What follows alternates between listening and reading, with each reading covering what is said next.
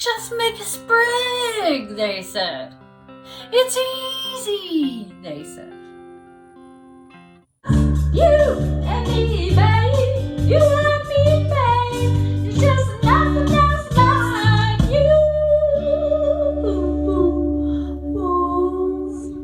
We're ready to go. Don't you hate it when what you need to do gets in the way of what you want to do? Today, what I want to do is sprig molds. Got my master here, and we're gonna make the sprig mold from the master. However, I'm gonna have to reclaim some clay first.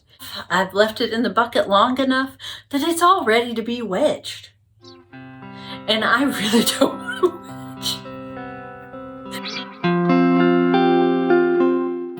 wedge. It's not really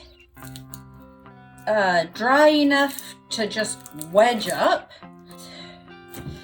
So what you do instead is you make it into a nice big long log, and then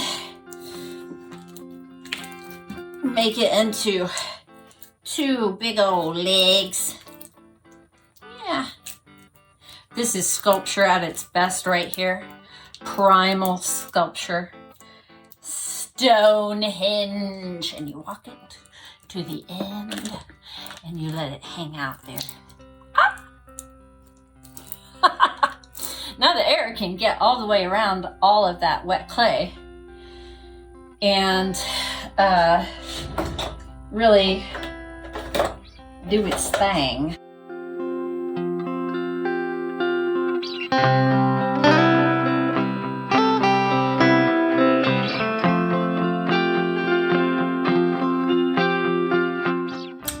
And with that, everybody knows exactly how Dr. Nefario perfected his sustainable fart gun.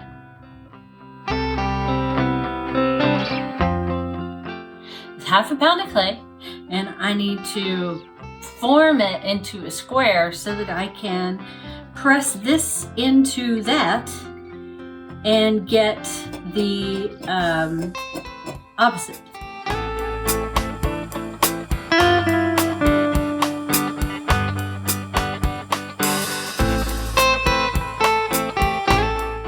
So I've ribbed this to death, and I have tried to get all of the gnarly bits out of it, and I shouldn't have been doing it over this piece of but I'm going to take this now that it's finished, or now that it's ready to take the print. I'm going to put it out in the sun for a minute, since we have that today, and then bring it back in and put the print on it.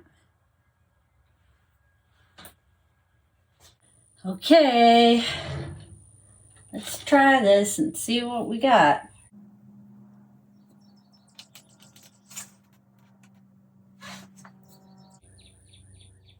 And it cracked.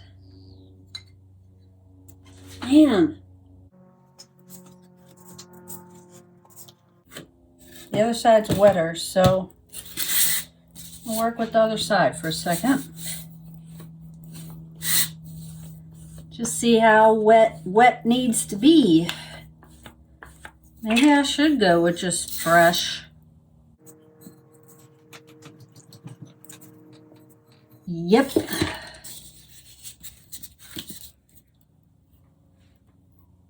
Okay, well, that tells us something. Reclaim. Next. What can you do?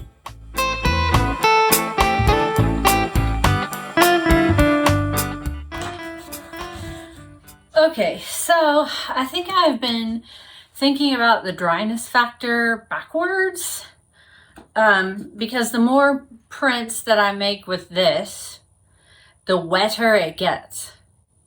When this gets wet, it sticks to the clay. I think this is what I was dealing with the last time.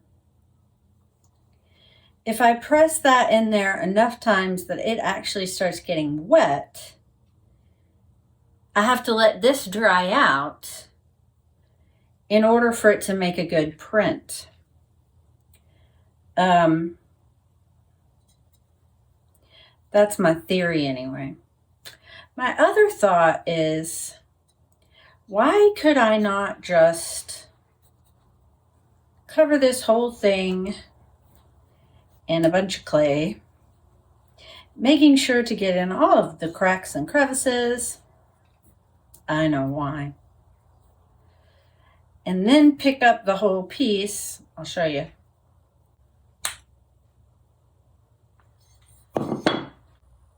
Because the seams will crack it. If this gets too wet, it sticks to the clay that I'm trying to press it into. If the clay is too dry, it cracks. So need wet clay, dry doodad. No, people act like this is easy. It's not easy. It's beautiful though. This is gonna be totally worth it. It's gonna be so worth it.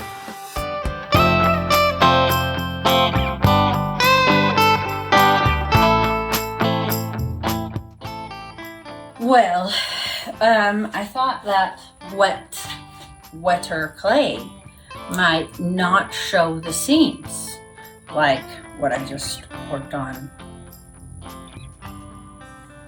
Turns out that's not the case, but I didn't get all of the clay off because I should have waited for it to dry and I didn't. And so now I had to wash this with lots of water. So this has to go out to dry before we can do anything else with it. Will she ever learn? All right, so how wet does this clay need to be? Let's see.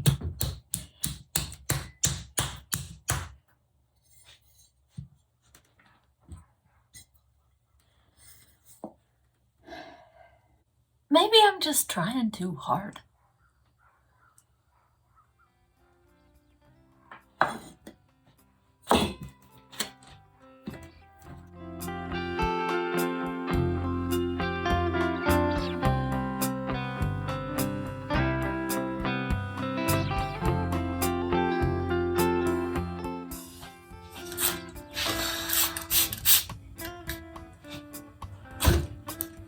So I think I figured something out.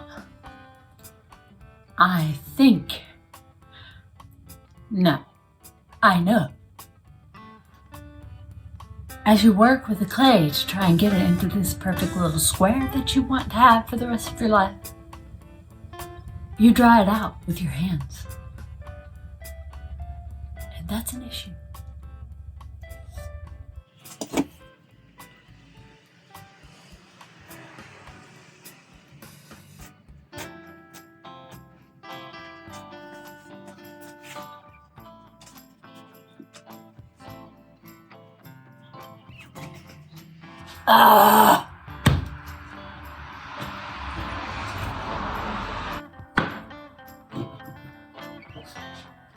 I didn't get her whole head. In other news, my little legs are drying out nicely. So I have plenty of clay.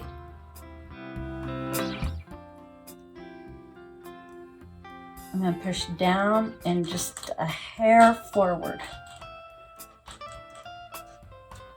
And then I'm going to push the clay in. That is not. It looks good at the back, but it's just not getting in there at the top. And I think we're gonna have a ripple.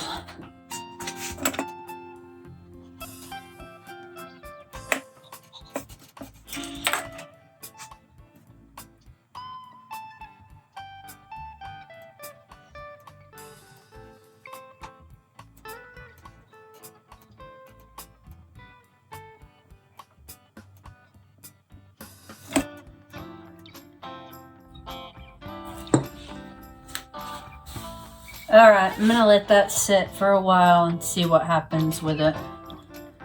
I'm not really liking the way this printed up here, but if that's all I can get, that's all I can get. This is another thing I figured out.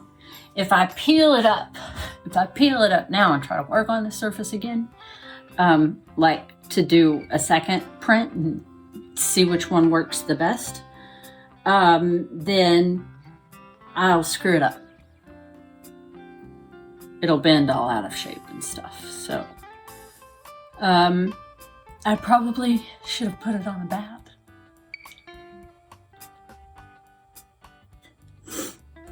As with a lot of things in pottery, they say, oh, this is what you do. No problem. Have fun. Enjoy. But it's really just not that simple.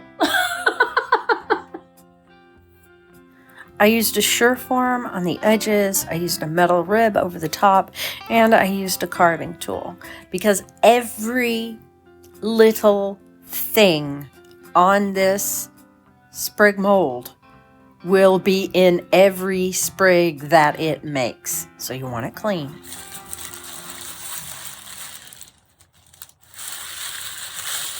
This has been hanging out for a while. You can see where I smoothed it out so that as I fill this with clay for my sprig, it's got a nice even surface across this way. So I pushed in with my thumb in some of these places, which created an undercut, but I just went back in and I just carved away the areas where that undercut was. I added a little bit of clay right here, just to make sure those places were clean transitions and will produce me a nice, beautiful sprig. After this is fired, I will be able to do practically the same thing that I did here, but this will be the bisque fired piece. I'll put fresh clay in here, bring it out, and then I'll have what we call a sprig. So, Sprig Master makes the sprig mold. The sprig mold makes the sprig that I don't have an example of that goes on to the pot, slips and scores onto the pot. This will get wrapped up onto the bisque shelf it goes, or the drying shelf it goes, and into the next bisque firing, which is already too far away for Emily to be patient with.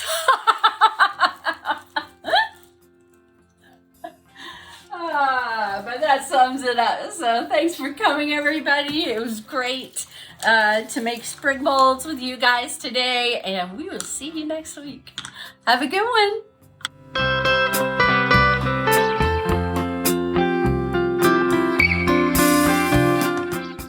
But this will be the this will be the bone dry.